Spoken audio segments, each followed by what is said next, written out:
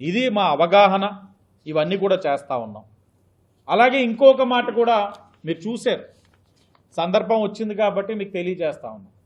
ఒక sports complex కట్టాలని రాజకీయంగా విమర్శించాల్సిన అవసరం లేదు. ఎందుకంటే రాజకీయంగా నేను ఎప్పుడు ఒకటే చెప్తా ఉంటాను, ఎన్ని మాట్లాడిన అన్నిటికీ మన పనే ఎవరికైనా సరే సమాధానం. ఖేలో ఇండియా ద్వారా ఆ స్పోర్ట్స్ మల్టీపర్పస్ కాంప్లెక్స్ ఏదైతే ఉందో కేంద్ర ప్రభుత్వాన్ని మనం అభ్యర్థించాం. ఎంపీ గారు పర్యవేక్షించారు. ఈ రోజున శాప్ డిపార్ట్మెంట్ కూడా ఎప్పటికప్పుడు కోఆర్డినేట్ చేసుకున్నారు, సమన్వయం చేసుకున్నారు.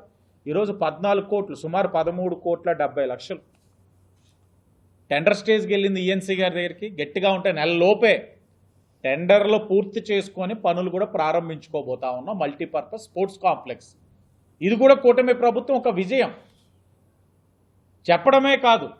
ఎందుకంటే ఒకానొక సందర్భంలో ఇవన్నీ కూడా 2014-19లో తెచ్చి ఉన్నాం. కొన్ని ఫేక్ జీవోలు అని చెప్పి చింపారు కొంతమంది గౌరవం లేకుండా. ఈరోజు వాళ్ళందరికీ సమాధానంగా ఏం చేశాం? పని ద్వారా చూపిస్తూ ఉన్నాం. పని అన్నిటికీ సమాధానం. ఆ కార్యక్రమం కూడా అతి దగ్గరలో చేయబోతా ఉన్నామని కూడా తెలియచేస్తూ ఈరోజు ఒకటే లక్ష్యం,